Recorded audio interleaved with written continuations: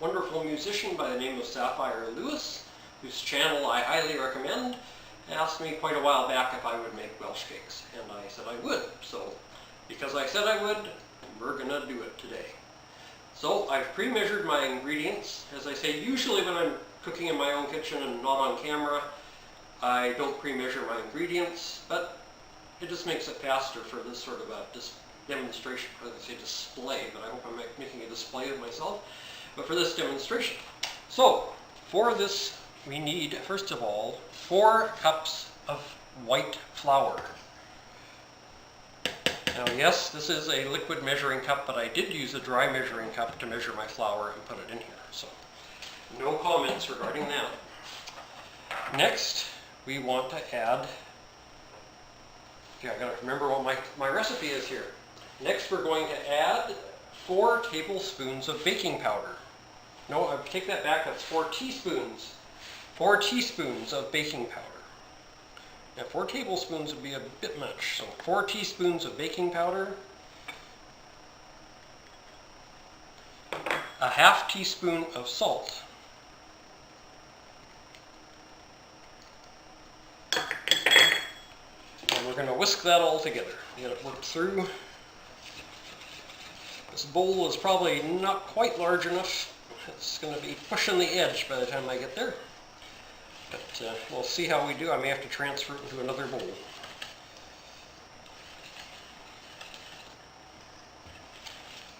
So once that's all whisked together, this is very similar to making biscuits, if you remember that one, except we need 6 tablespoons of lard. That's lard. I don't know if shortening would work. I've never tried it.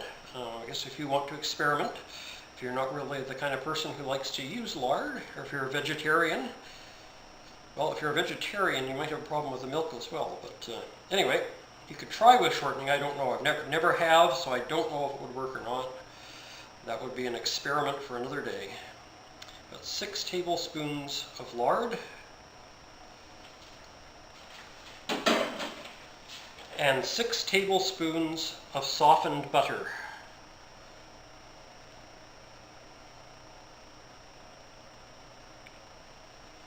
You see that okay, or should I adjust the camera a little bit? I'm not sure. I wanted to get it where you could see my head this time, so I didn't look like the headless baker. Trying to do a cooking demonstration, not a horror film. But perhaps I will tilt the camera a bit just so you can see the bowl a bit better. Let me check after I get this in there. You ever notice how ingredients don't really want to be part of a mix? They like to stick to themselves. There we go. So 6 tablespoons of lard, 6 tablespoons of butter. Just check the camera angle here and see if we're doing all right. I'm going to tilt you just a little bit, so hang on to your seats. And there we go. And now, just like when we did the biscuits, we're going to cut this into the flour. Highly recommend a good pastry cutter. If you do a lot of baking, whether you make pastry or not, they do come in handy.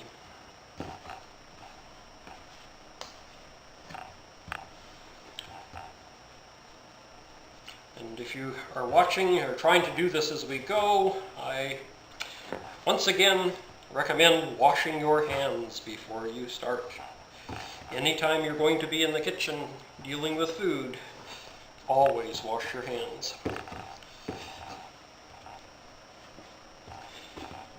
I know I'm a nag, aren't I? I have this real thing about cleanliness, especially when it's going to be ingested by somebody.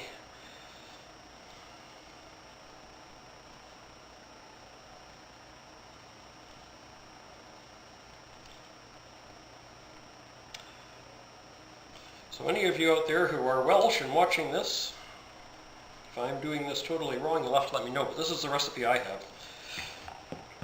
So you might be just sitting there and snickering away at my ineptitude. And that's okay. I laugh at myself sometimes too. It's like that old saying, if you don't think God has a sense of humor, just look in the mirror sometime. Or perhaps if you're really a beautiful or handsome person, then maybe look at the person sitting next to you. So there you go. But in God's eyes, each and every one of us are beautifully and wonderfully made. So don't laugh too hard, because God might hear you.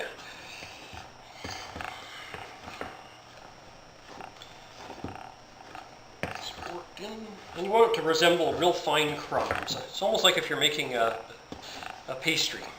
If you've ever made pastry or biscuits, if you use my biscuit recipe, you just keep working at it until it's a nice fine bowl full of crumbs. So you get all that lard and butter worked in there evenly. You don't want half your Welsh cakes to be made of lard and half of them to be made of butter, so you want to make sure you work it all through the dough. And eventually, just like in making biscuits, we will end up with a dough. It's just sort of a different process. And some different ingredients, as you probably already noticed.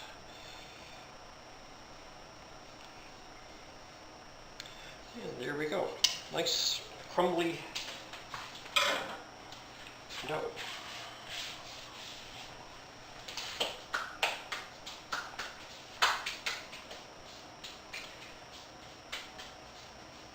Okay, so next we're going to use a fork, and we're going to stir in 1.5 cups of sugar. I know it's a lot of sugar, but that's the recipe. Just think how sweet they'll be after you eat them. So now we need to mix that into this crumbly mixture. And that's white granulated sugar, by the way, in case you were wondering, but you probably weren't. I'm just being paranoid. And I do believe I am going to have to go for a bigger bowl. It's been a while since I made these. So, one moment and we will switch bowls. I'll get out the big guns.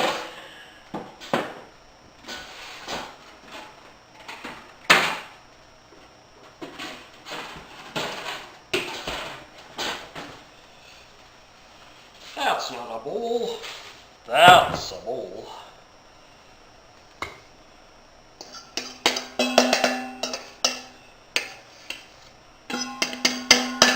There we go.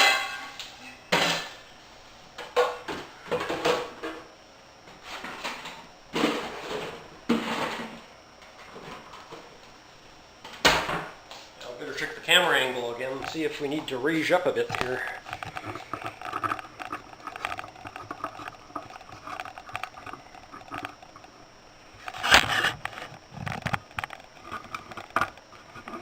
I hope you all took your motion sickness pills before this episode. There we go.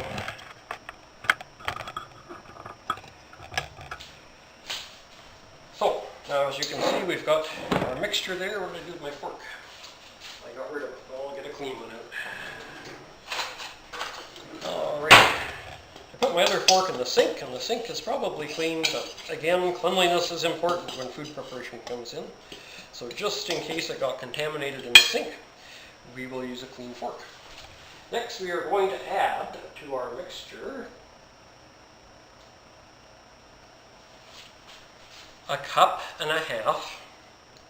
No, I take that back. It's 2 cups of currants.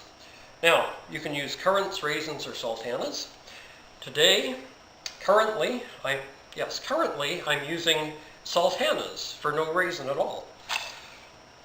Actually, it's true. I have no raisins, so I'm using sultanas. Now we're going to mix those in. So we have now very much just parted from the biscuit recipe, haven't we? First with the lard, and now with the sultanas. But yeah, currants, raisins, or sultanas, any of them will work. I guess you could add other things as well, but they wouldn't. I don't know. That would make them. They wouldn't be true Welsh cakes then, probably. I don't know what they would be, but they'd be something other than Welsh cakes. Okay, so once you've got the currants or raisins or sultanas, whichever you're using, mixed in well, then we are going to beat the eggs. Now, 4 eggs. You can see there's 4 yolks in there. I could have beaten them earlier, but I know you like to see my violent side, so I thought I'd beat them on air. Those 4 whole eggs. Beat them thoroughly.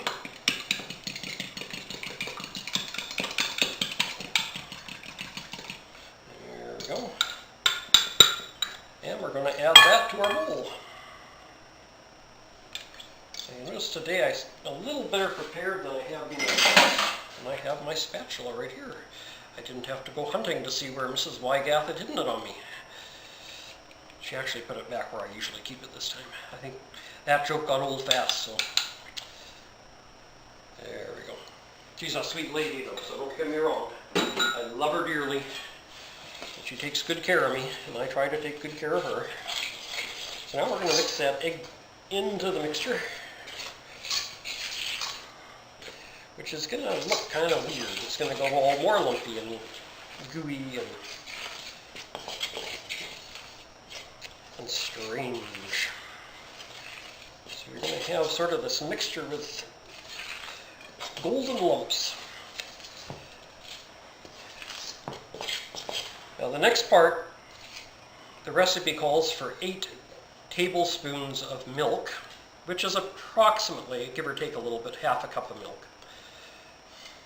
But we don't dump all in at once. We start adding it a little at a time. So we'll add a little, I'm going to add about 1/3 of it. And we start working that in. Because what we're doing is forming a dough.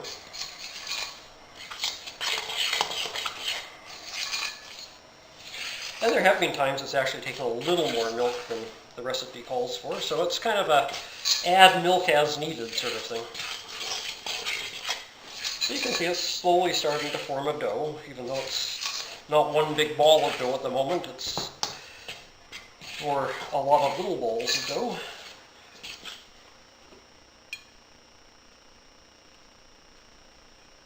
Some more milk, mix that in.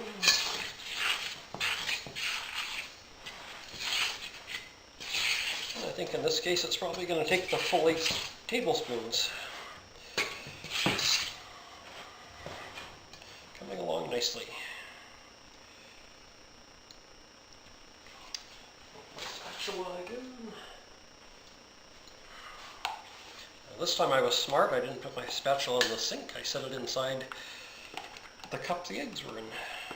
That gets all the milk out of there. And if I need to add more, I'll just have to get the carton out of the fridge again.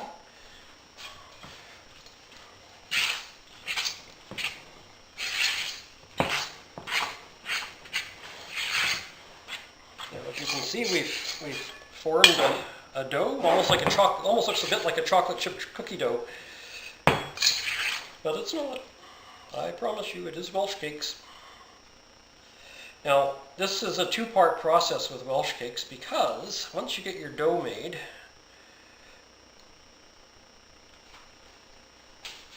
it should be sort of like a short pastry crust. And actually, this is almost a little too sticky. We have to add a little more flour to that.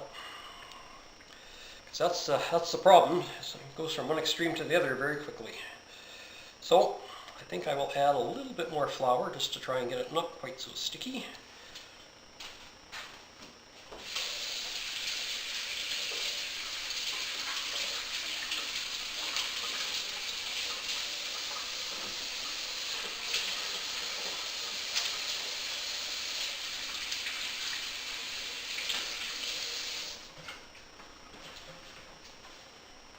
And the way I do that, if I have to add more flour to something, it's rather than drag out my big flour bin and spoons, I just use a dredge. I have a small dredge, and I can just add a little bit at a time that way until I get the dough where I want it.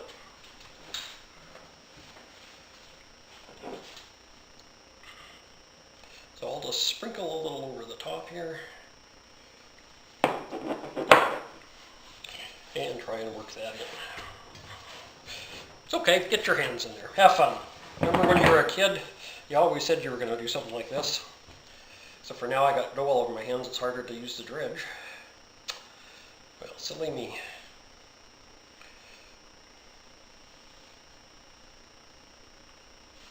Let's take it like this. I think this is going to take quite a bit more flour myself. It's very, very, very sticky.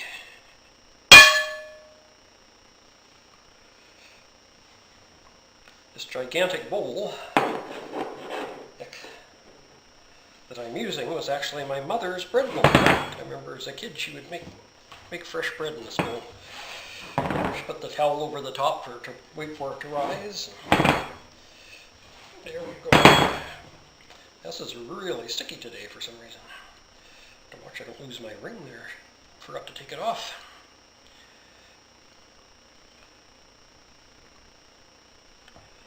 Okay, let me get my spatula and we'll just work on cleaning ourselves up here. Not quite sure. Of course, it's probably because I'm making it on camera. That's why it's probably not working out like it should, and should not be this sticky by any means. Should be more like a short crust.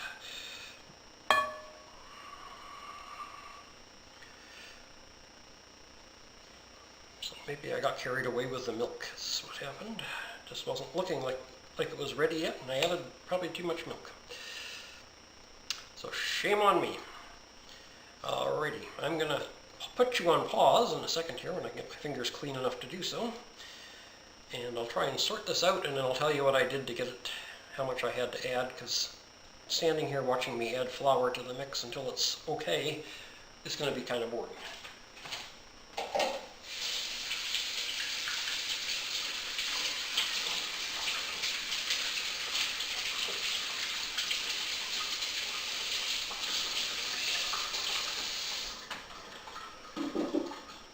Alright, stand by, I'll be right back.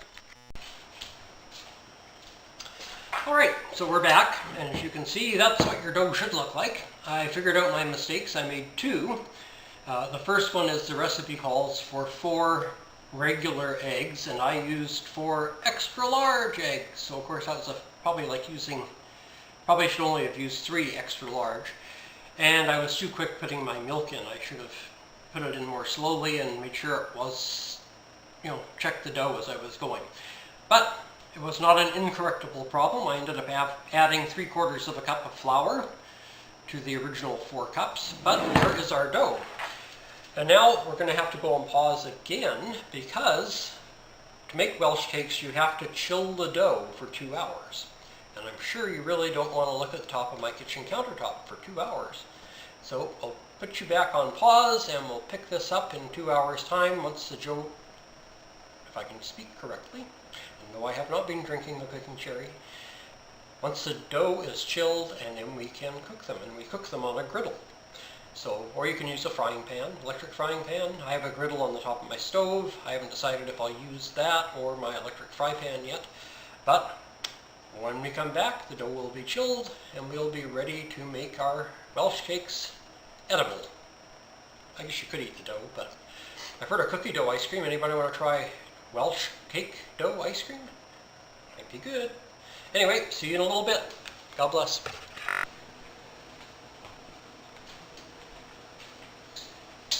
Alright, our dough is chilled and we're ready to cook our Welsh cakes. Our dough has chilled itself right to the bottom of the bowl. There we go. I could just cook it like that. We'd have a giant Welsh cake, but it would take a while for it to get cooked all the way through. So I think we'll just follow our instructions as we normally should. So you want to turn it out onto a floured surface and then just start pressing it out. You want it ideally to get it out to about a 1/4 inch thin.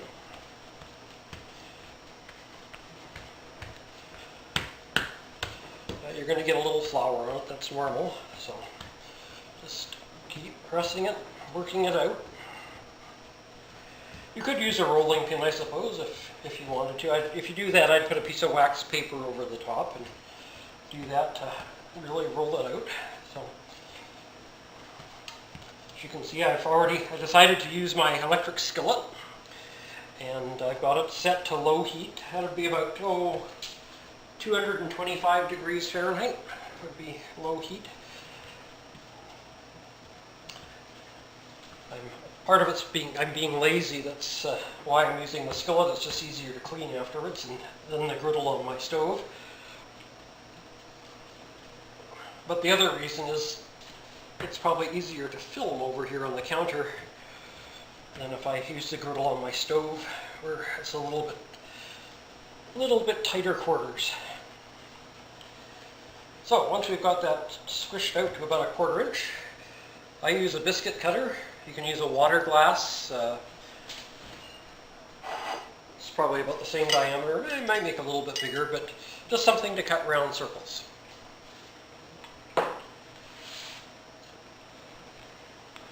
Now this can be a little tough at times because sometimes you're cutting through a raisin or sultana, but you just get tough. Don't let it overwhelm you.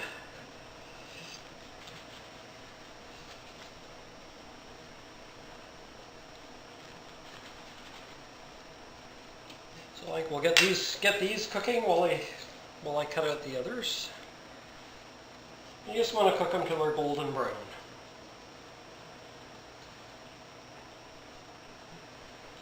And that'll vary depending on how hot your grill is, so I can't give you an exact time. I can't say, you also cook them for 5 minutes, because that might or might not do it depending on your cooking implement. So you just have to do it by eye. Like I say, you want them about just golden brown.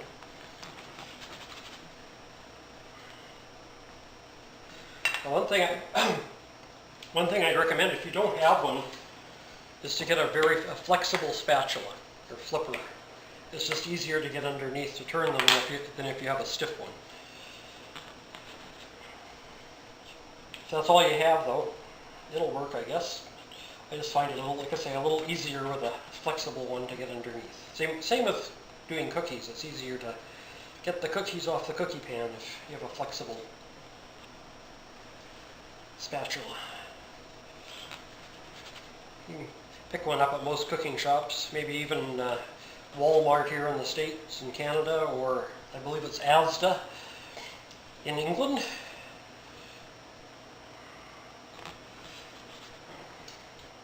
Or maybe even a dollar shop, I don't know. You can check your dollar store and see if they might have one. But anyway, they work well, and it's just a little less hassle.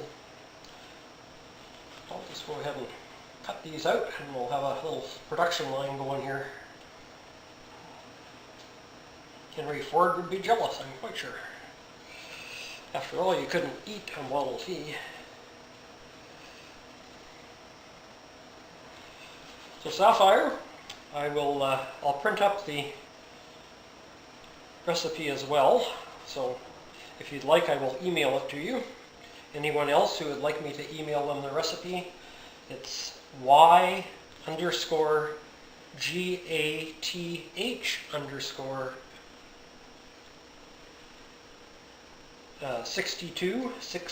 the number 62, at yahoo.com. Of course I have Yahoo Mail, I'm a Yahoo. Yahoo!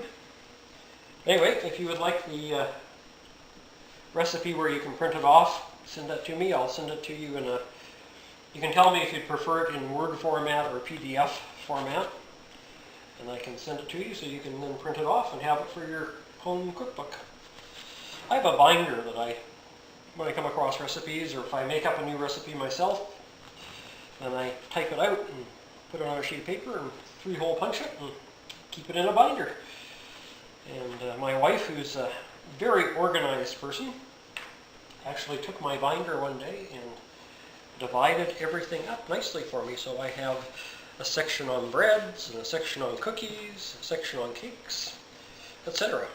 So I didn't have it that way. I just had it all over the map, but in my brain I knew where they were. So it took me a little while to find them again. I knew which section to look in for what I wanted, except today Welsh cakes should be in the section called cakes. But she fooled me. She had it in the section under breads. So I'll have to ask her why she considered Welsh cakes a bread. Well, I guess in a sense it kind of is. Yeah, let's see if these are ready to turn. Nope, not even close. I may have to turn the heat up here a little bit. I'm going to turn it up to 250 and see. Never done it on here before, so it's a new experience for me. And once they're cooked, I'm going to put them onto a rack. This is an expensive rack. I bought it at a bake shop. I think I paid about $15 for it. And then later discovered at my local dollar store, they had these racks for $3. And you can see the mesh is a little bit bigger, but it works just as well. And I thought, like, gee, I could buy 5 of those for the price I paid for one. So I only have the one fancy schmancy one, and the other ones I have are all like that, and I've had them for quite a few years, and they seem to be holding up quite nicely despite of the low cost.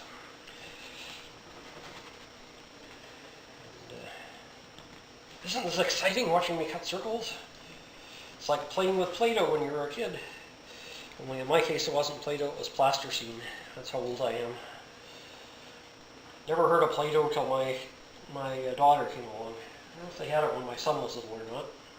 If they did, I don't think it was something he was into. He liked Lego.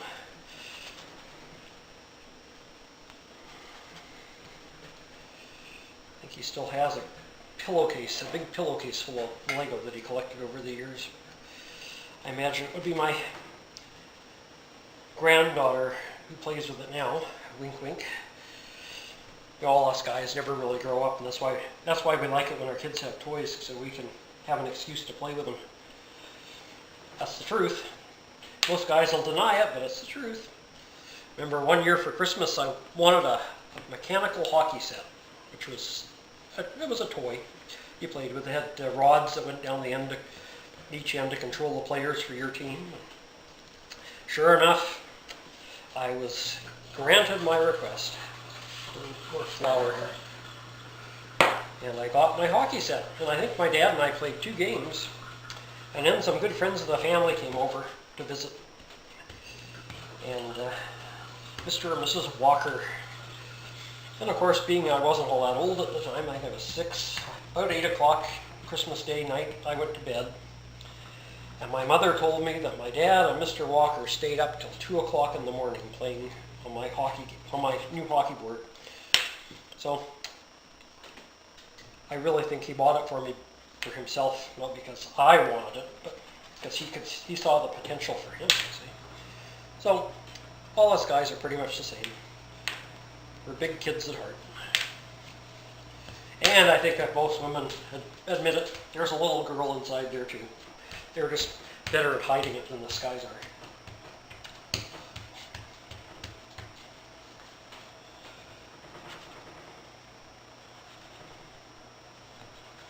There we go. We're getting down to the last. So we have all these Welsh cakes sure ready to cook.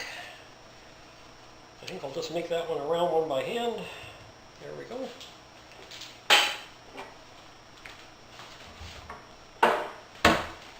Now to sprinkle these with sugar when they're done, I have a dredge.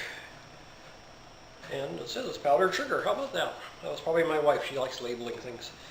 She has OCD as well as myself. So we like things organized, all things in order, right?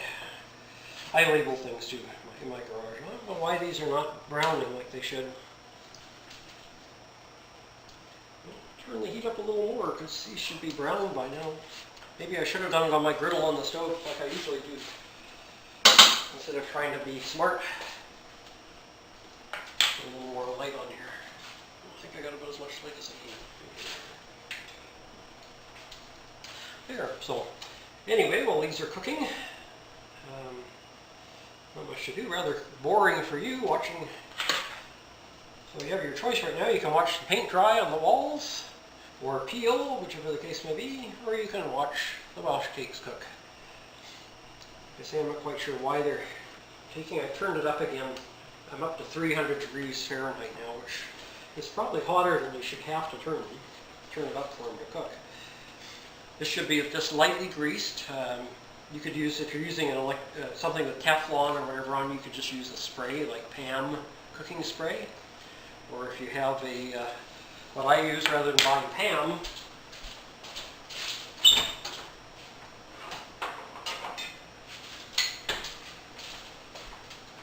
I have a misto, and these are great little things. You fill them with whatever kind of oil you like, olive oil, vegetable oil. Just tighten the top. You only about half fill it, and then you actually pump it. And you have a reusable spray can of cooking oil. So instead of spending money for probably what 2 cans of Pam would cost you, you can buy one of these. I bought this one on Amazon. But yeah, saves you a lot of money over the years because although Pam is a great product, I'm not knocking it, it is expensive. And so this misto, you can get other colors besides this. So if you don't like red, you can get blue and other, I think they even have just silver. But good product. So I'm not getting paid by them, by the way, or by Pam. But just if you don't like buying Pam all the time, that's a great product to have. You know exactly what's in it because you're putting the contents in the can. All right, come on, Welsh cakes.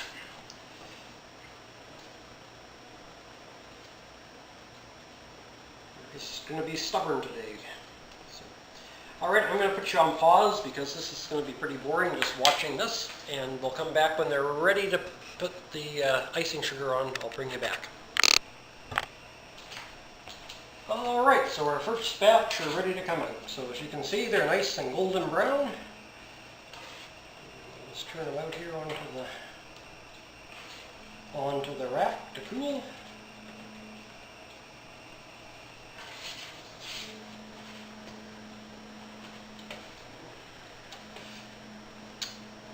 It's too bad I can't stuff one through a USB port to you. You could have a taste and see what a Welsh cake tastes like. If you've never had them before, they're a nice treat. They're not, even though it takes a cup and a half of sugar, that I can't really say they're sweet. Of course, you do put icing sugar on afterwards. Put our next batch in here to go. You could probably get more in here than 9, but then it makes it harder to turn them over.